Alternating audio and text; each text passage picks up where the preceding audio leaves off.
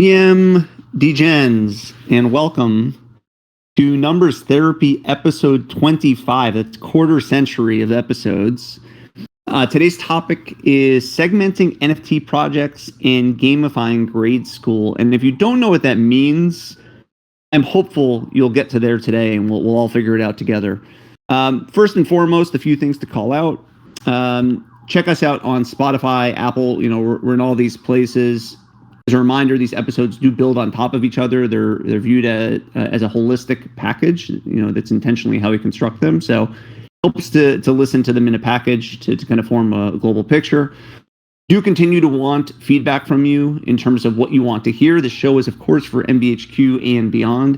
So if you have any thoughts or ideas, please feel to drop us a line. But then equally, there's a survey that should be floating out as well that you can fill out, and that will also enter you to be able to pick up some allow list spots, hopefully, as well. And then lastly, there's an application floating to be a guest on Numbers Therapy too. Who can guide you? I can also guide you as well if you can't find it. But either if you have somebody that you'd recommend, or if you wind up coming on, we support by providing an allow list as well for anybody who brings a guest or is a guest themselves.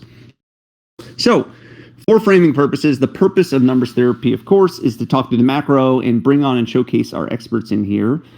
And more specifically, so that everyone can understand the big pieces, make better decisions with NFTs and other investments using a balanced perspective, learn about or from some of our people in here and get different perspectives, and then lastly, learn about different areas and opportunities that exist out there as well, and different ways of thinking. I always say this as a reminder. For the live audience particularly, there are different levels in here, so it's really important that everybody is along for the ride as we go through. As a result, we have two chats that are going for the live audience, Office Hours Chat and Guest Questions. Office Hours Chat is usually for memes and people having fun in the background and trying to distract us and get us to laugh. Guest Questions is, of course, for guest questions. So if you have any questions about anything along the way, be it an acronym, a word, or if it's something that's more intermediate or advanced, please just drop it in. We'll be sure to weave it in along the way or on the backside if it's more appropriate. Lastly, important note and disclaimer that none of what you hear in here is financial advice. It is all opinions. So, without further ado, and on to today's guest and episode. Today's guest, many listening live may know for his philosophical approach to NFTs and beyond. Is a really interesting story, having started in a traditional job, in quotes, and later having encountered challenges he wanted to overcome himself, to then flip his, quote unquote challenges and instead focus on his unique skill and how he could turn it into a distinct advantage. And so as a result, he spent a lot of time on testing and thinking, forming unique vantage points and structures with Web3 that I think will be super fun to talk through today. We'll see where the conversation goes today. It should be fun. Happy to have him as a newer friend within the space and riff through and even debate a series of NFT frameworks and beyond. So please welcome everyone, Shatt, to the stage. Shatt, how's it going today? GM, thank you so much for having me here. Yeah, for sure. Great to have you on. So first off, let's maybe start with some background, which is where we normally begin. So where did you start off working? What was your experience like? What did you like? Lay the foundation for us. Well, pretty much straight out of college, I went to go work for my family business. My parents, including me and my brother, we started an online business back in the early 2000s. And then, after I graduated college, I went there full time, not having any clue of what I actually wanted to do. And just kind of started doing random jobs throughout the business. Pretty much each time I would get into a new department, I would do my best to make it more efficient. I would get bored, and I'd go to the next one. And that led me to messing with Google AdWords, doing some advertising that way, which led me into coding and looking into the dev side of things. I always wanted to be a dev, and I just flunked my way through in school trying to do that. So I never thought it was an option. So I just shadowed the dev team at the business, did some online courses, learned it, just kind of picked it up, and then did front end, back end work for the business for a bit. And this was all post school, which I didn't really think I would ever get through personally. I pretty much failed my way through school. I just don't test well. I always was told by the school systems I was pretty dumb, at least score wise. And so it was, I think it was junior, senior year of college is when I started taking Adderall to help with my attention deficit in school. That made things incredibly easy. And when I started working for the family business, taking Adderall was the only thing that made me feel useful. Without it, I felt like I was more of a burden, and I couldn't sit still for a 9 to 5 job. Um, and after 4 years with the business, I got to the point where I realized how depressed I was, and that I needed a change. And going cold turkey on Adderall meant that I wouldn't be able to really work in the traditional world. Um, and so instead, I went cold turkey, quit my job, moved to a different state, and just started life over again. That's. I mean, first of all, thank you for sharing that background. Right, it's not the kind of thing that everyone would feel comfortable sharing. Secondly, even if it's not identically what you said, I'm sure many people who are listening, both live and even on the recorded side, will probably identify with a good portion of what you're saying. I think it's kind of just become like a more and more common thing. I certainly identify with a good portion of what you're saying too. What's I think also really cool about what you just said is the fact that because you identified it and you kind of came to the conclusion that you wouldn't, let's call it fit, quote unquote, into a normal job, right? That became like a very clear limitation and parameter in your mind, right? And therefore, you didn't have to spend, your conclusion wasn't, for instance, like, let me go find another job and see if it fits better, for instance. You made a very clear conclusion, or came to a very clear conclusion from that, which I think guided you moving forward and allowed you to get there faster. So that's just very, very cool and insightful from your side. So given this context as your challenge, and again, like you didn't test well in school, but that's, as we all know, not the end all be all. It doesn't really mean much. Like tons of smart people don't necessarily test well in school. What did you find as your strength and where you wanted to focus your time? Like, not just where you didn't want to go, which was at a traditional job, but what was your hypothesis in terms of where you wanted to spend your time and energy, what you're really good at, that kind of thing? Well, I guess to preface it, let me start by saying that with working with the family business, I did earn a percentage of the revenue share, and I'm privileged enough to have that cover me. And so technically, when I quit, that was kind of my retirement there. So from there, instead of looking for another job, it was more of a journey to try to find happiness and discover a reason for why I should exist and why I should be here, like what there is to do.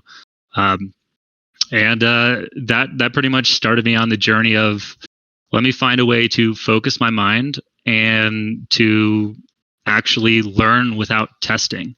And so I just kind of went down this route of leveling up myself. And it was probably like a year or two into my journey outside of work, where I started to realize, like, look, I'm a gamer, and for some reason I'm not playing this game of life like a gamer.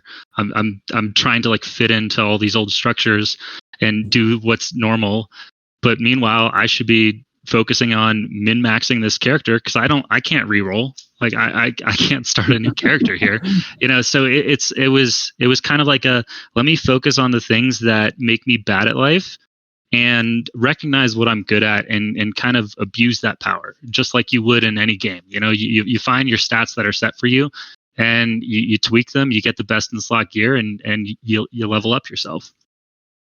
That's too funny. I don't think I've heard gaming terms woven in as well as you just did it, by the way, in the last couple sentences. That's really, really well done. So as a gamer, right, coming from that background, what are gamers good at the end of the day? Like, if you had to define it, what are the core skills underneath there? Making connections early, discovering loopholes before they get patched. I mean, you get a serious advantage in gaming if you are the one to discover a somewhat unfair advantage without cheating. And that was something that I recognized that I was good at, especially in World of Warcraft, which was anytime there was a new expansion or a new talent setup change, the play style of the game would shift. and it would be months before the pros would put out guides of how to play better and how to utilize all of the new information and figure out the strategies that works against all the other characters. And that was something that I recognized that I was good at. I would open up and just be like immediately better than the average player.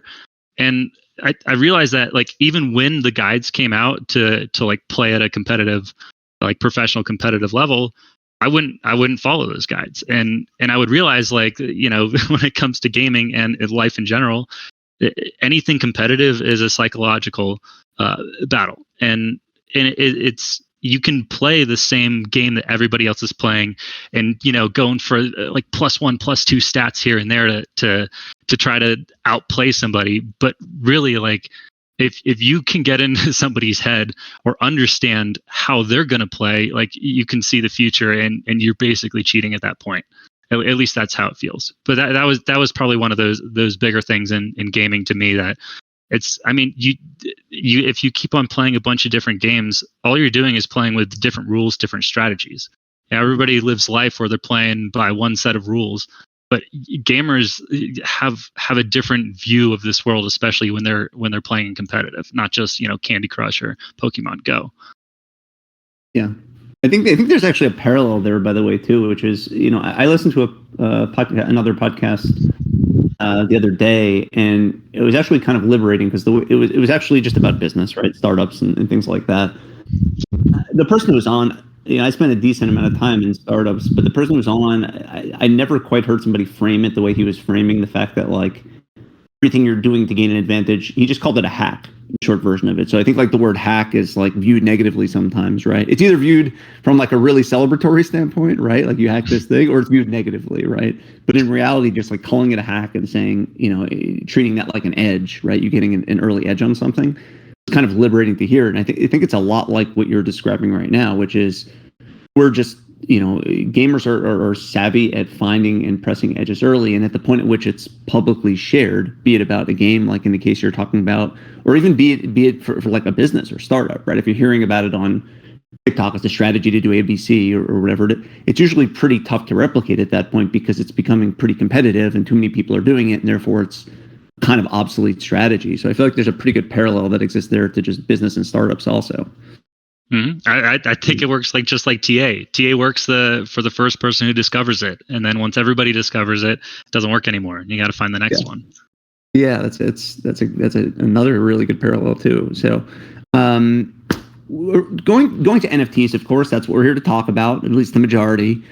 What was your original encounter with NFTs like? Did you come from crypto prior to NFTs? Did you just catch NFTs and that was your first kind of jump into this space? What was that background like?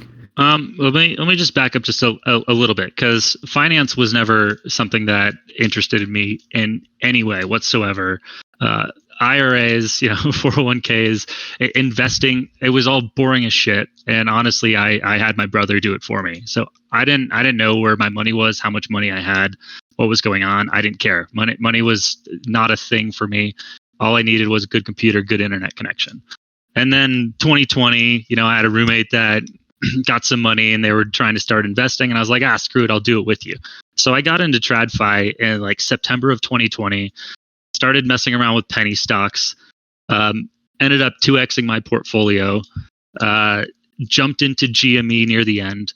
And I was thinking, you know, Wall Street, like, yeah, it's somewhat rigged, but, you know, it's a game for everybody. And then they, you know, the whole debacle with Robinhood pausing the buy button, and that just like hit me hard. I was like, holy shit, this is such a rigged game that, like, I understand if it's rigged, but like I want to understand how it's rigged so I can actually play it right.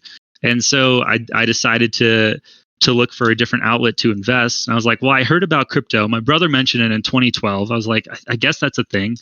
And so I listened to a Tim Ferriss podcast with Vitalik Buterin, and he talked about Ethereum. And prior to that, I thought all I knew was Bitcoin and Doge, and I just thought it was a currency, and that's it. I knew nothing more than it. I mean, I love tech, but I didn't take the time to put in the research. And I listened to that episode and talking about the Ethereum virtual machine and smart contracts, programmable money. It was just like, holy shit, I've been sleeping. I like sprinted up to my computer. It just clicked immediately. I went to ethereum.org. I had nobody in my friend group at the time. that was into crypto. So I didn't know where to start. So it was ethereum.org, and I started reading the documentation, and I saw the ERC 721 standard, and it was like, this is a digital asset.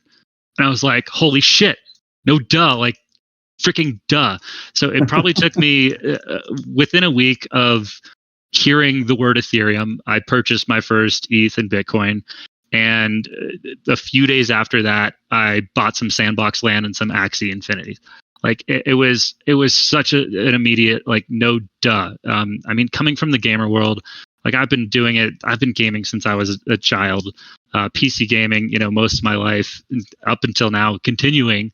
And I mean, like, even like World of Warcraft, like any MMO game, the first thing I do, I go find the auction house. I want to figure out how the in-game economy works, how to make money to make sure I'm covered in game, and then I can buy whatever I want, and then I can flex with the mount. I'm like, no shit, NFTs are held value, like duh. And it was, like all of these things that I had been doing my entire life that teachers, parents, friends would be like, how are you going to make money by getting good at playing video games, not even at like a competitive level? You're not trying to get on a team. And it just like Ethereum and NFTs was like the perfect combination of everything that I was doing my entire life. And it was just like, here you go. This is your ecosystem we'll work with. Yeah. I mean, the way you're framing it also is pretty cool, right? It's kind of like what I was talking about earlier with the person describing things as hacks. Your version of that is to frame everything as a game, which it is, right? At the end of the day, it's no different than the fact that it's a game, an actual game in some cases, versus now it's NFT trading. You're trying to figure out the rules. You're trying to figure out the edge that exists and how to position it, and as a result, how to win and gain money. So I think it's actually like a really great way to think about it, to be honest with you, right? So that way it doesn't feel tedious. It feels like it's something right within the skill set of anybody who kind of does this thing, it's super cool. I like that a lot. What was so you bought some ETH, right? You started to dive in a little bit. You remember back, like, what was the first NFT that you bought when you kind of entered in there, and what you were thinking at that point?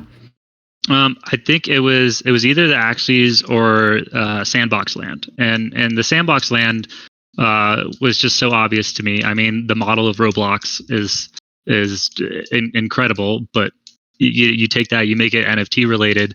Now it empowers the creators even more. And I mean, I've been playing Minecraft for over a decade, and so when I went into like the builder, I was like, oh, this would be dope. Like, maybe I can even get a job in this space. I don't know why I thought that, because nowadays I say you're not allowed to hire me. You can't pay me enough to work for you.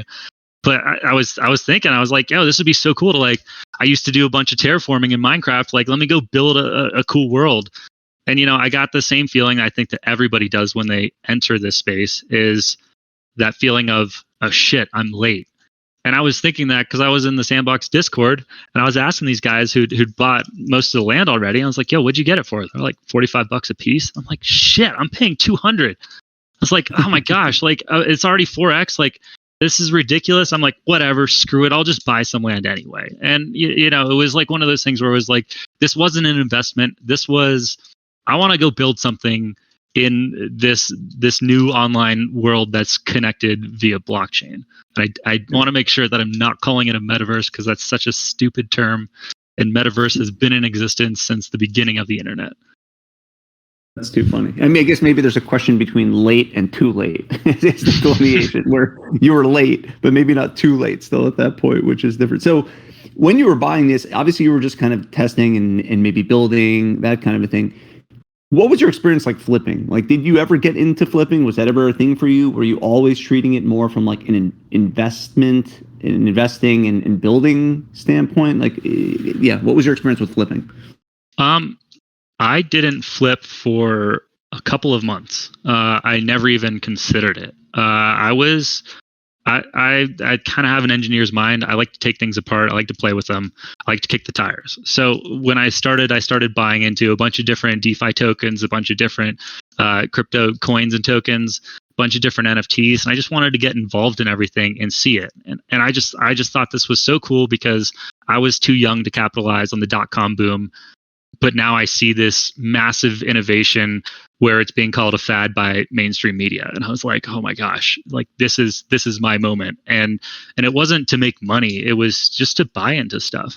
And honestly, like one of my biggest, probably smartest somehow purchases was buying a Bored Ape when the floor was 0.9. And I didn't do it because I was like, it wasn't like a FOMO, and it wasn't like oh, these are going to go up in value.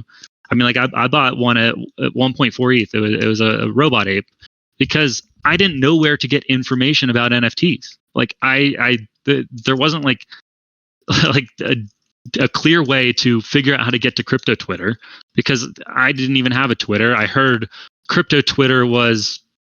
I thought it was a separate entity outside of Twitter when I heard about it on Bankless. And I was like, I don't know what the hell, like, where do I find crypto Twitter? And like, I was starting to like look that up and I was like, I don't know where to go. I don't have friends. I don't have a guide here. And then I realized I was like, wait, but if I pick up this ape, I get to use it like as my profile image because I'm anon. I'm not going to dox myself. Like that's going to be my profile on Twitter.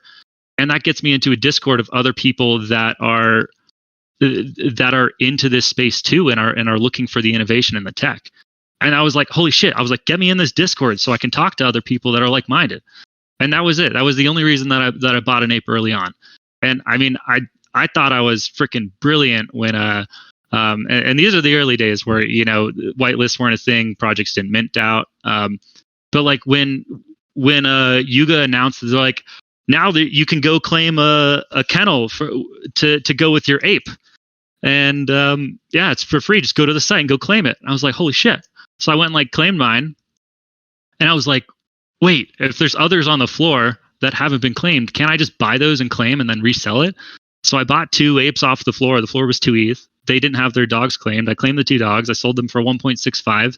And then like a few weeks later, I sold each of those apes for 6 ETH. And I was like, holy shit, I just 3X'd that. I was like, I'm freaking brilliant. It was just like the biggest brain play I felt when I pulled that off. But the flipping, it took me so long for it to click, considering like I flipped assets in WoW from 10,000 gold up to 6 mil on the auction house, like just for fun to see the number go up, to see if I could. And it took so long for that part of it to click for me in this space. Because I saw this as technical like innovation, not as a way to extract value out of it. Right. Yeah, that makes sense. And even that play you were describing, right, was not a mint and flip play that's kind of like even has a tighter time horizon, right? Like even that one was a 300 IQ play, right? That's because it was kind of before people, I feel like, were even doing plays like that and considering that, you know, they kind of wasn't minted in this case, and therefore I can buy and flip and that kind of a thing. So even that was like a slightly longer time horizon. So it seems like you just kind of came in, and even though you found that like minting and secondary markets were a thing, that engineer mind that you kind of said was definitely still a thing that was at work, no matter how it happened. Oh yeah, it's always about finding like that way to abuse it. I mean, there was the one Solidity dev in the space when ApeCoin dropped that did a flash loan via contract, pulled out all the apes that were in I can't remember which, if it was like NFTX or like SudoSwap or something. They pulled them all out, claimed all the ApeCoin, and put them back in, and like in a single transaction made a million USD. Like this space is built for those who can think quick and build quick.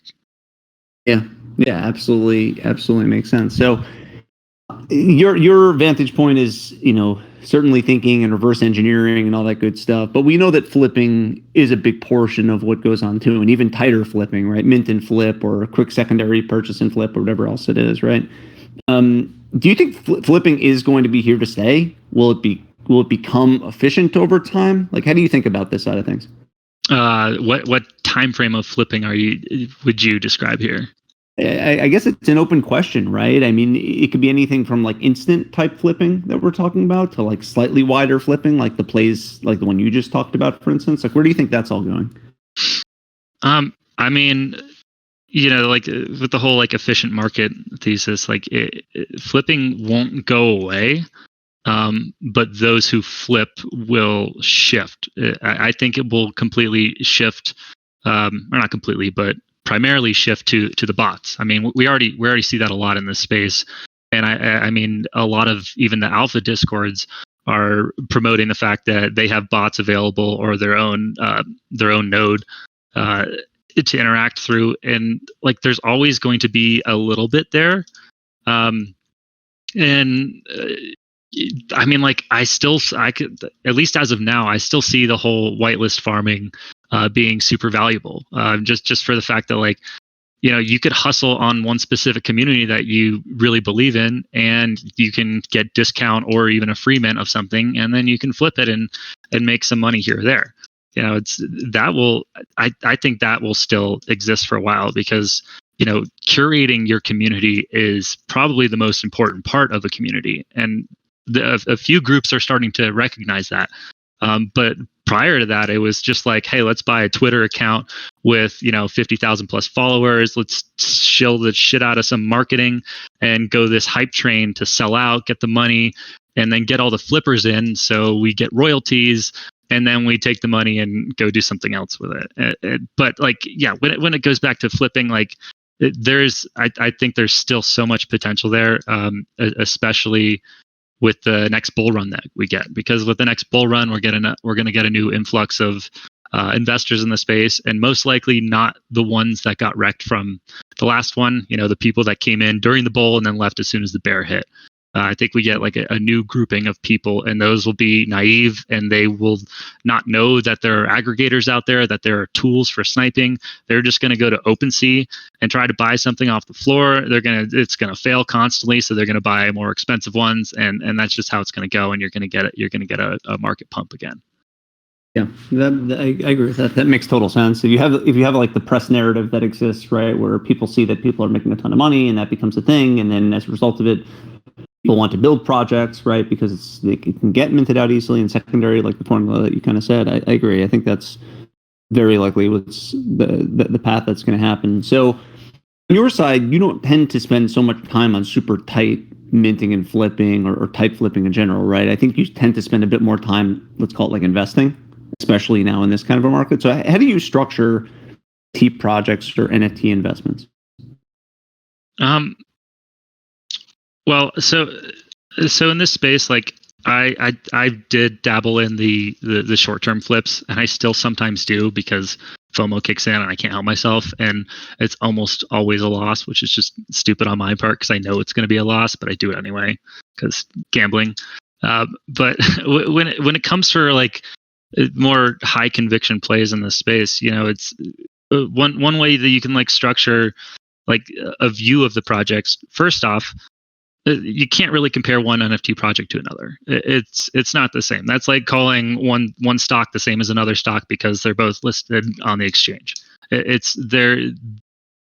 Pretty much every project here is something completely different. They have a different end goal. They have a different reason for starting, and the team has a reason for existing.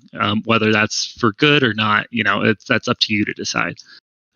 But generally, like in this space, I try to make sure that my investments, my big investments, lie on 1, 5, and 10-year plays. Anything that's a 0-year play is generally a loss for me. Anything that I'm supposed to get in and get out within a few hours, a few days, or a few weeks, I'm going to lose money on, almost guaranteed. What happens in this space is, you know, you can do these little flips, you can build up some liquidity, and that's great, especially if you came in this space starting with an ETH or less, or just a couple ETH, and you know you flipped your way up to 50 or 100 ETH. Like, that's freaking amazing. But as soon as you're dealing with that much capital, your strategy has got to change, because like you're playing in a space where liquidity is rare on projects, and the only liquidity happens when there's attention on it, and you end up, you know, you end up having to play this game of wealth protection rather than moonshot plays, because like you don't want to hustle and work your way up from 5 to 50 ETH and then blow that 50 ETH on a stupid project, and now you're back down to 2 ETH. It's definitely like you got to figure out how to long-term play it. And by you got to, I mean, you know, it's up to your discretion how you want to go about that. But it's really easy to take a moonshot and burn everything away going for the second moonshot. Not to mention the fact that on a relative basis to your new portfolio size, you want to have enough impact, right? That you you care about it, right? So like your standards go up as your portfolio increases too, right? While also having to balance risk. So it makes sense. Let's have a little bit of fun with the live audience who's here. So in office hours chat right now, Shatt's talking about, 0 year, 1 year, 5 year, 10 years. It's kind of hard to envision projects that are at this point definitely going to be around for 5 years, 10 years. Everybody's listening live. If you want to just list out in office hours chat, which projects are going to be around in 5 years or 10 years? I'm just curious to hear what people think. I think we have a sense of what people are going to say, but I'm curious to hear what people think about that. So given while people do that, we'll come back to this afterward. Given this structure, where do you think we're at now, and where do you think the likely path is forward, time horizon wise, for various projects? Right, like where do you think we're going? Like, what kind of projects do you think we have now? What kinds of projects do you think are going to be cropping up? What kind of time horizon do you think that is? Do you have thoughts around that? I think we're running out of time for the style of NFT projects that we've seen making moonshots. I don't know if we'll ever have another Basie, because like the real utility, the real value of NFTs is the fact that it's a digital asset, and we're gonna have like NFCs or non-fungible chips in products in the real world, and really the value is for converting real world assets for digital ownership.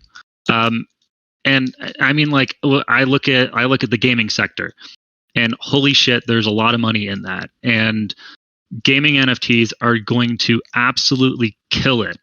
The thing is, us as retail investors might not be able to capitalize on that because the value is going to go to the wallet creators, the aggregators, the marketplaces for those NFTs.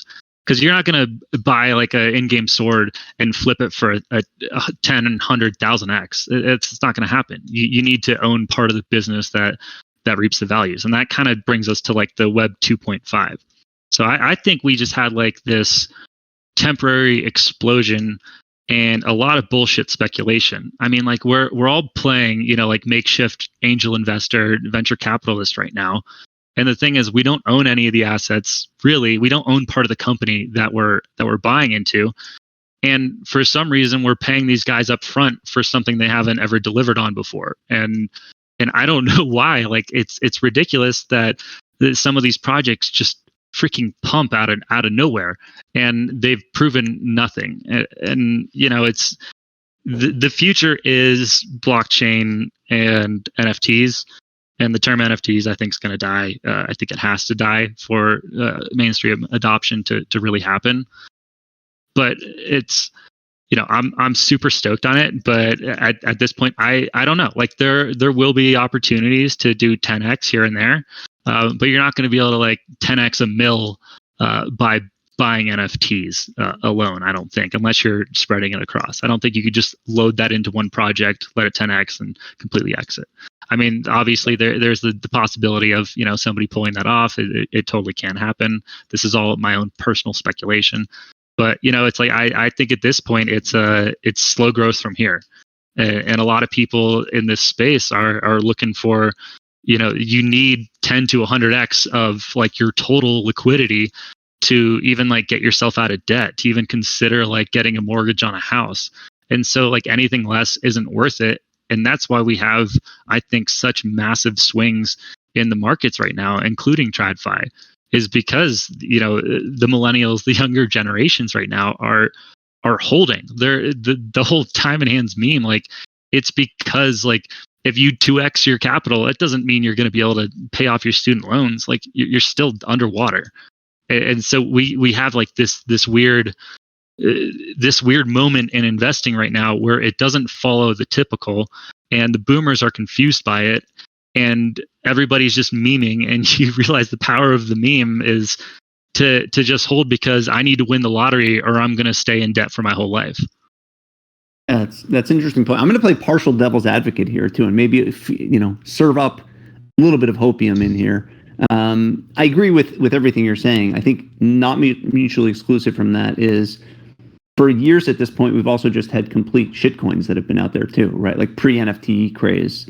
shitcoins that have been out, right? What's the formula for a shitcoin to work? It's very simple implementation to create it, right? Plus enough of a population of degens that it can spike up, right? And it can actually grow, right? With NFTs, obviously, there's like a step past that, right? And the fact that there's of course, an image that exists, and then sometimes utility, and maybe the hope of future utility, and all that kind of good stuff too. So I'm wondering if I agree with what you're saying, but I'm wondering if also, in addition to what you're saying, as the macro climate gets cleaned up a little bit and we start to go into the next boom, whether that's in a couple of years, 2 years, 3 years, whatever else it is, if there's likely to be another shitcoin-esque boom, which has happened a couple cycles over at this point, and therefore there will be some really powerful trading opportunities that exist, even if it's not perfectly rational, and even if the overall NFT market's going to develop.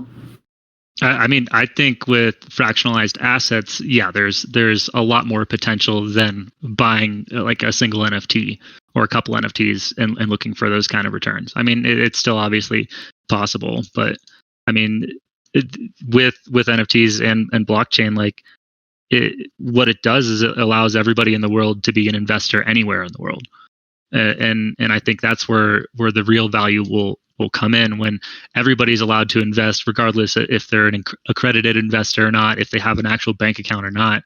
Like you don't need that. Like that's something that I see that this will change the world in that way, and it also brings together like a collective of minds that can now fund their ideas. And I it's like we've been stuck in this mindset that only brilliant ideas can come out of the Western world, which is complete bullshit. It doesn't matter where you came from, where you grew up, where you are.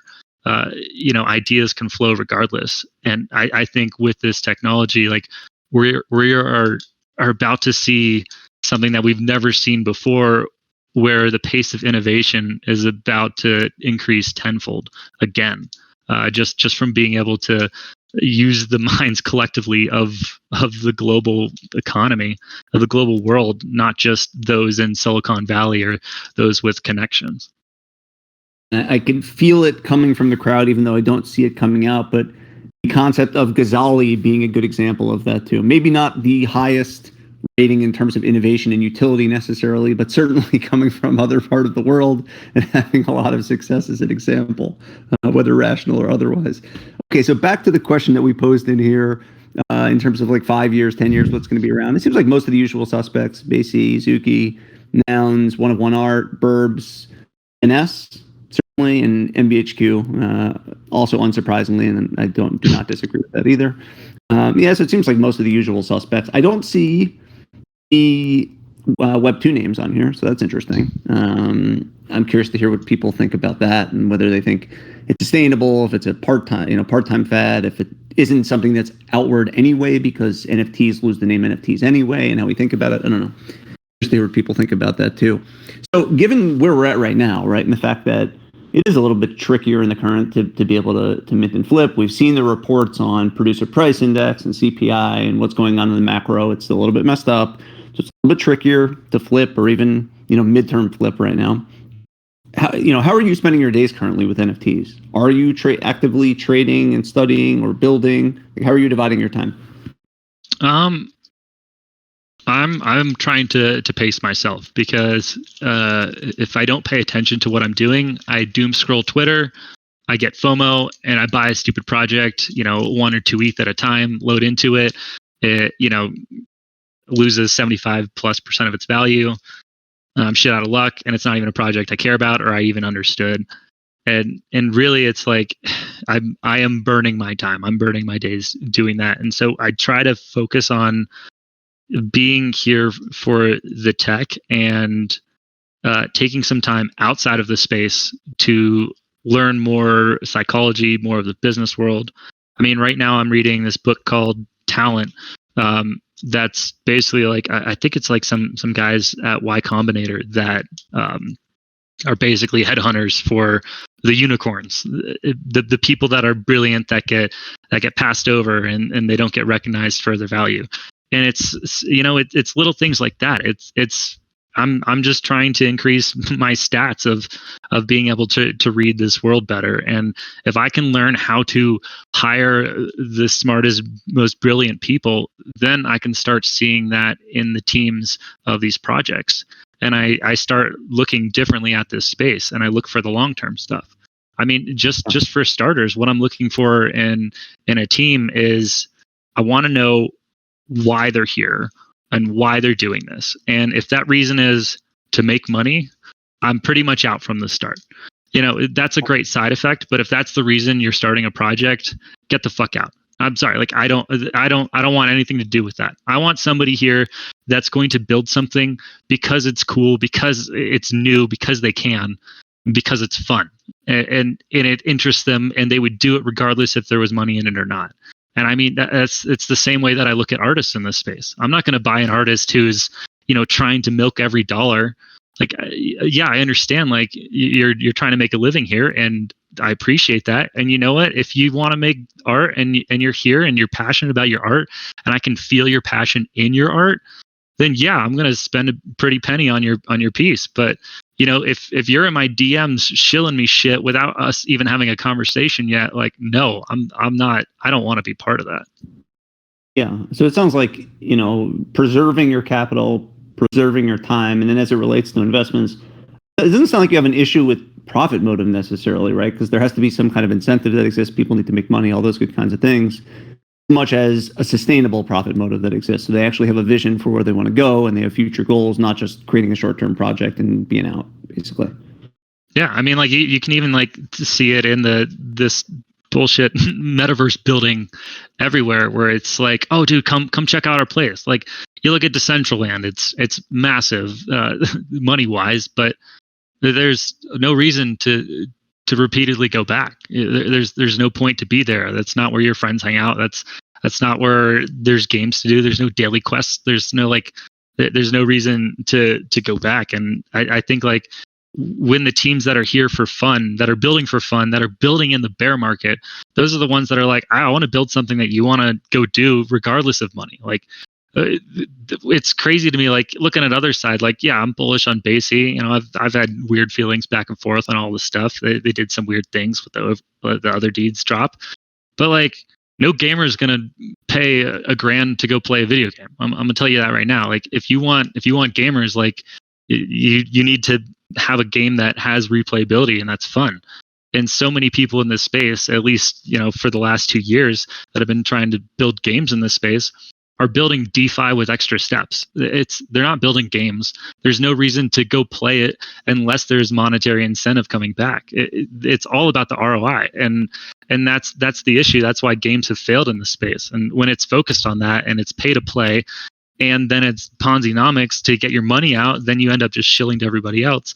It's going to be a failed project. And that's one thing from an investing perspective. If you can recognize that that's how it's going to turn out in the next month or 6 months or 2 years, like, don't invest in something like that when you know it's going to fail. Don't play that game where you're trying to be like the last person to sell at the top before it becomes all bag holders. It's a very dangerous game to play. So one of the things you mentioned that I want to just follow up on and hit on a bit more is, you talked about Decentraland, and we actually talked about metaverses. I think it was last week, if I'm not mistaken, and the different metaverses that exist, which ones are going to win, that kind of a thing. The challenge with metaverses, and maybe it's, not to overuse a term, but take Decentraland as an example, right? The challenge is maybe it's a time horizon thing. That's the real challenge that exists, because in a situation like that where they're trying to be open source, and it's a bit of a network effect thing, isn't it? So, like, knowing that you can't produce all the content yourself unless you're truly producing a whole game and a whole game ecosystem, which is not what at least like Sandbox is trying to do, right? Isn't it kind of binary? Either it has enough critical mass and consequently enough loops, or it doesn't. And until it does, it just doesn't have that loop and the reason to go back every day, that kind of a thing. But over time, as they get more builders who have a longer term time horizon, at some point it will be enough such that every day they'll want to go back because there's a new event, there's a new something, people are hanging out, that kind of a thing. So isn't it kind of just like a 0-1 situation? I mean, it'd be nice if it was that simple. the network effect totally is required. Like, you could have the best game out there, and if none of your friends are going to log on to it and you can't convince them to play it, like, it doesn't matter. It's not going to be a game that you go back to. But you could also have a world where everybody goes to, and you don't understand why, because it's not fun. You just keep doing it. Then, like, it's going to fail eventually.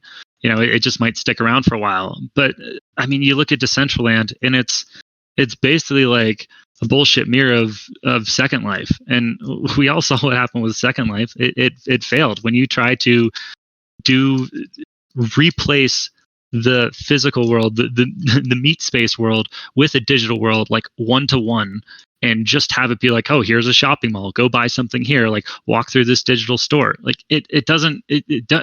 don't do that. Like, if you're going to build a metaverse, make it complementary to the real world. It doesn't need to be a replacement. I mean, like, I'm a hermit. Like, I live online. I've been on the internet for forever. Like, I'm not looking to go do the same shit online that I'm doing outside. I'm looking for the different experience. I'm looking to go have goals and quests and experiences with friends. I don't want to go shopping together. I don't want to go like sure, it would be great to go to, a virtual concert, and they pulled that off in Fortnite, but that works because they had a game outside of it for people to do anyway. And then the concert was like a bonus. Now, if you start off with a digital concert and then be like, hey, come back for other stuff, but there isn't really anything to do, it's going to fall apart, and you're not going to have the same network effect from there. And what it kind of suggests to me also is like, in the current moment, there's not enough to make you come back on a daily basis or every couple day basis, that kind of a thing. So it needs to get to that point first and foremost, right? Mm-hmm. Let's just say the developers do that, right? And it's not just one team, of course, that it's developing. It's open source. So collectively, they create enough of an ecosystem, enough good product, enough good experiences, such that you can come back and every day there's something. There's also another element that exists, which is it can't be static either, right? Because once you hit that point, the world is going to be evolving outside, right? So like, there has to be constant new experiences that are refreshed in there. Otherwise, it's going to run out of steam really, really fast. And that's something that one central player, which I think is how Second Life was kind of doing it, right, probably not pull off as well themselves, right? Because that's producing a ton of content and a ton of experiences, a ton of innovation, new styles, whatever else. Like, that'd be very tough, no? Yeah, I really don't see like any of the current versions of what the metaverses are of really doing it well. I mean, and the thing is, it's a massive challenge. Like, we've had metaverses since RuneScape, World of Warcraft, Diablo, Guild Wars, like all of this stuff. We've had good metaverses before, and like AAA gaming companies have been trying to be the WoW killer for the last, 15, 20 years. And they still haven't done it. And they're not even trying to make it Web3 related. And like, it's just one of those things where it's like that is what brings people back, is to have, questing, to have communities, to have guilds, to have to make friendships there, and to have experiences, not just to like go scroll through the next thing. And I mean, yeah, it was different then. The attention economy wasn't even recognized back when those games came out. But now you have, you have like a 1 to 3 second time span to catch somebody's attention, or they're on to the next thing. Like, you're not going to get somebody to spend time to load into a digital world on your browser and then, try to go to a zone and go check it out and then convince their friends to go check it out. There has to be like an instant playability, an instant reward for logging on, for doing it. And I mean, it's, I don't know when we're going to get that next MMO. I mean, I'm waiting for it. I try each new one that comes out, but I still haven't seen it, and I doubt that it comes out of Web3 first. It might be a blend of Web 2.5, where they're like, yeah, we have some of this stuff, but we're going to start with it like on a L2 or L3 in our own ecosystem. You can't pull it out until we get it all figured out and get the game economy all properly set up. But yeah, I see it. It's still a massive challenge, and we haven't had a working replacement for WoW yet. Yeah, that makes total sense. And I know you spent a decent amount of time, as you said, within games and thinking through gamification side of things. I think you also have a thought outside of that too that you and I have talked about a little bit, right? Of like other applications to gamified principles too, particularly within the education side of things. Let's talk about this a little bit and hear about where your head is at here. You want to talk about this concept? Yeah, I have a real issue with the current education system. Personally, I've only went to school in the U.S., so I don't know for the rest of the world, but I've heard it's also pretty meh for most places. I mean, like, one of the things on my like leveling up journey, I would say, is learning how to learn, and which sounds like kind of moronic for the fact that I went through school, like I went through college, and I never learned how to learn. The only way I was able to learn was by taking Adderall, which was just a freaking bullshit, overpowered drug that just let me focus, which was it didn't even count because I didn't know anything afterwards.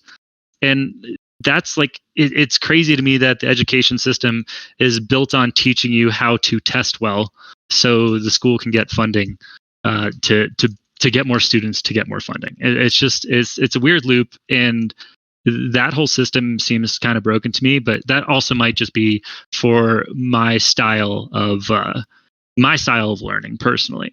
And I mean, I don't understand why schooling isn't properly gamified. And I mean, if there's anything that I can do, in my lifetime to make an impact in the world, it would, be advising a Web3 school, basically, and pretty much a way to incentivize teachers to be good teachers. Like, first and foremost, like, you want your teachers to be passionate about what they're teaching and to be able to teach something in multiple ways so everybody can understand it and get excited about it.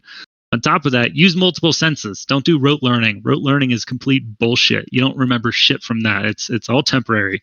And even looking at school styles, like Montessori schools is something that's always intrigued me, because it's like your best focus is the thing that you're currently obsessed about. Let the freaking students learn the thing they're obsessed about. They're going to learn so much faster and so much better. They're going to ask the right questions. It's going to stick. They're going to make connections. Then they're going to get bored and they're going to go to the next thing. And like this is how I learn now. Is I listen to random shit. I get in debates and conversations with people. I find out that there's something new out there, and then as soon as it intrigues me, I got to go study it. And I think that, like, for somebody who games and getting achievements unlocked and having something attached to your character is something that's like there is a dopamine hit to that. And I can only imagine how beneficial it would be for the world to have an education system where, instead of the traditional way of go take these classes that you have to take, it's all rote learning. You got to memorize this shit. You got to take these tests. It's all about your SATs. Like, have a system where you choose to learn what you want to learn. You get a Web3 proof of knowledge token that's soul-bound. It's non-transferable. And each time you complete a course, you basically get one of these, and you could just like achievement hunt and just keep on learning and learning and learning. And the thing is, like, so many people, it just makes me so sad. But so many people, like, right out of school, they're like, hell yeah, school's over. I am done learning. Screw this shit. I get to go live. And truly, like, you don't, if you stop learning after school, you are done. That's your life. You've completed it, and you're done. Like, you might as well quit that game and go to the next one. And like, it's really it's sad when it's that way. But like, you don't progress in life unless you become a lifelong learner, unless you choose to learn on your own. And teachers, schools have failed to get people to want to continue learning once they're done with school, because they have such a bad taste about it. And I mean, I didn't start learning again until I quit my job at 27. I was like, I'm going to listen to some podcasts. And it was a Joe Rogan podcast, and Neil deGrasse Tyson was on it. And he was talking about space and shit and some weird time dilation. And I was just like, holy shit, that's freaking dope. And so I bought his Astrophysics for People in a Hurry book. It's like 200 pages. It took me probably 2 months to read because I didn't know how to read for shit. And I just got obsessed with it. And I was like, holy shit, freaking science is dope. Like, what happened in school? Like, how did I miss this? And I just started going down this train of like listening to this incredibly entertaining content, but I was learning, and it was high quality content. And we have so much of that online right now. And it's not properly utilized. Like, so many people are just like, I don't want to learn anything new. Like, I already know the things I need to know. But the more the more you learn in this world, the more new connections you get to figure out. I mean, like, let's wrap it back to World of Warcraft. Like, I know all of you haven't played it, but there's different classes. Each character plays like as a different type. They all have different abilities. You don't only play one character and get good at one character and only know one character and be good at the game. You have to play everything. You have to understand how the other players can play, what they can do, how they can defeat you, what their weaknesses are. And then all of a sudden you have this superpower because knowledge. Like, this is, treat yourself, like, fucking learn something. Go out there, find a book, find something that interests you, get a new podcast, just learn something new and keep doing it. Let it excite you. I mean, it's an incredible dopamine hit, and the amount of creativity that comes out of it is just unfathomable. I love that. I love that. Just hear me out here for a second, though, and play along with this, right? Already in a situation where remote learning and also remote work is increasingly a thing, right? On top of it, you have a situation like you talked about earlier where some handful of folks, yourself, myself, others, have trouble with reading, right? It's an ADD-ish related thing, and have trouble with reading, right? As a result, they learn better usually from video. That's probably why games are a little bit, more exciting, more comfortable, things like that. Dare I say that we're going to take this education concept and it's going to be in the metaverse, and it's going to have video integration that exists with the soulbound, like you were talking about. So it's a more interactive experience, and it feels more exciting, and you can quest and things like that. I mean, why wouldn't you? Like, why wouldn't that be an option? And don't get me wrong, I'm not saying that learning only online is like the only way to go. Like, there should be a blend. There should be, what works for certain people. Because what works for me is like whatever.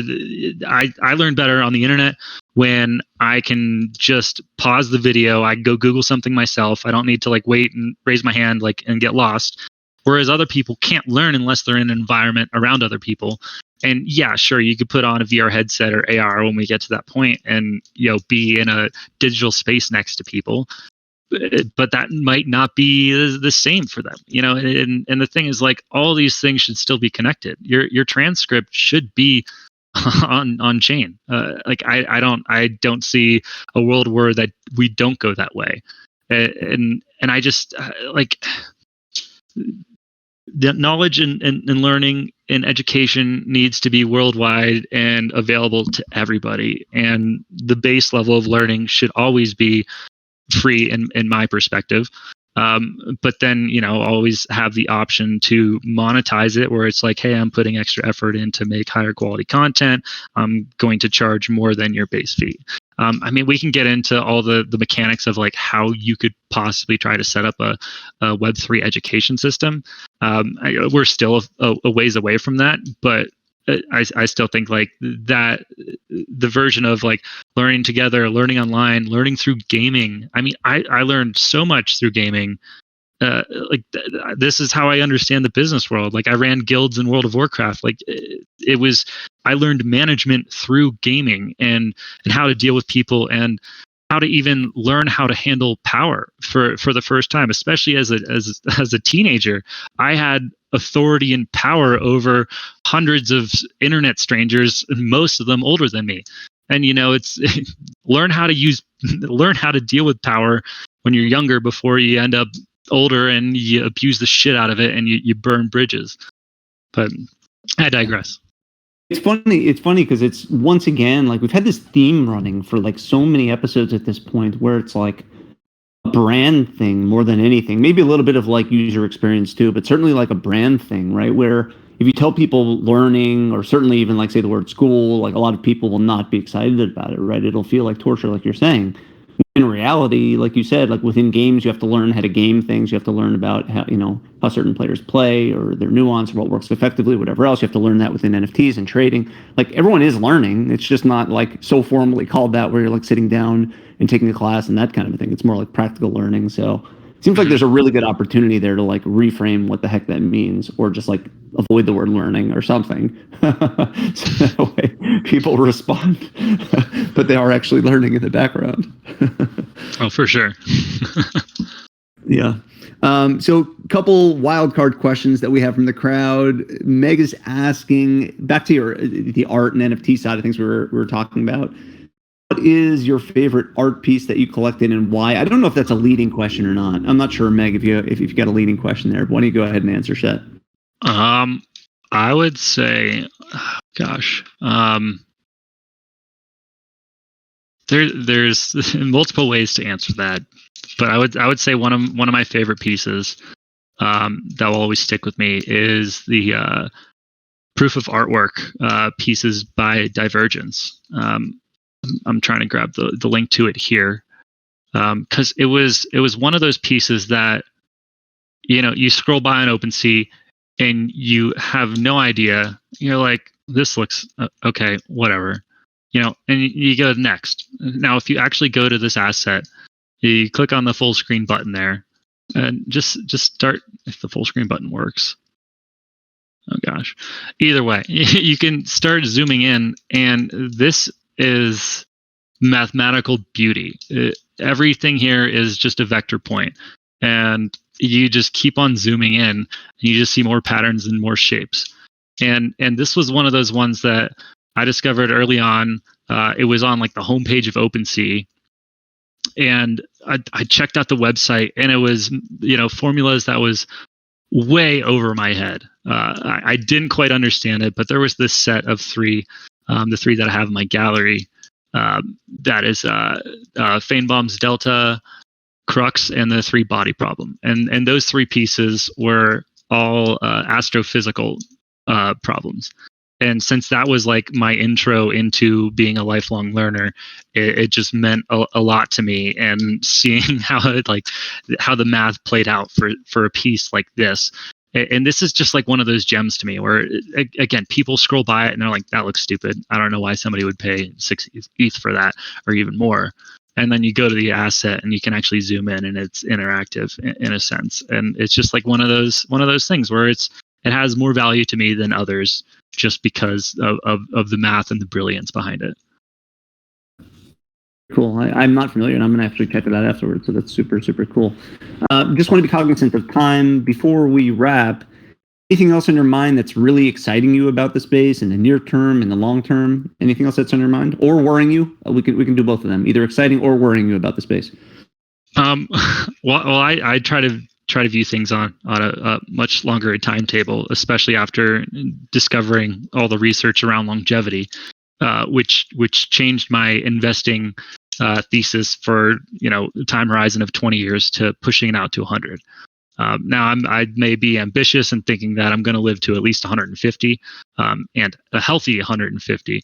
But you know, that's the goal at this point. And you know, I might as well make a moonshot guess with life and see that. But truly, like, I am just so excited for what this world can become if we get a little bit further away from the platform meta and more into the creator meta, where those that create are the ones that earn and retain that value, and just the capabilities of this technology.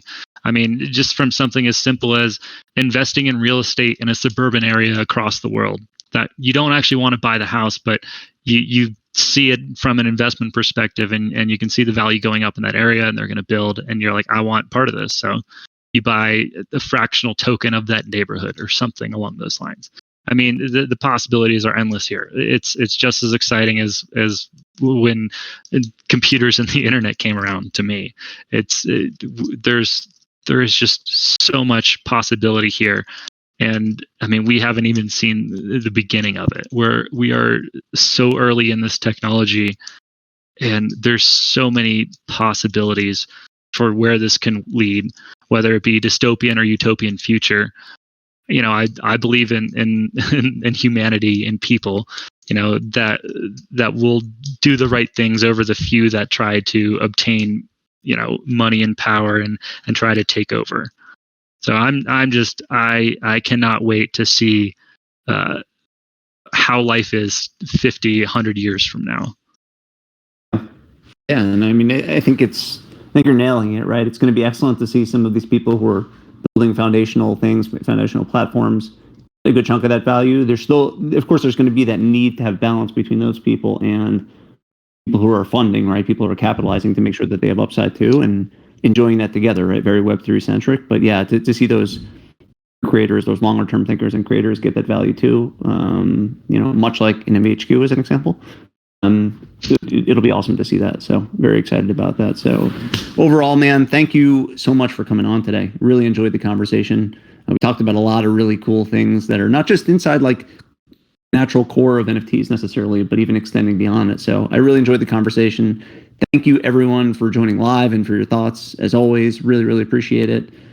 And same or similar time next week, and we'll see you down in VC1. Thanks, everyone.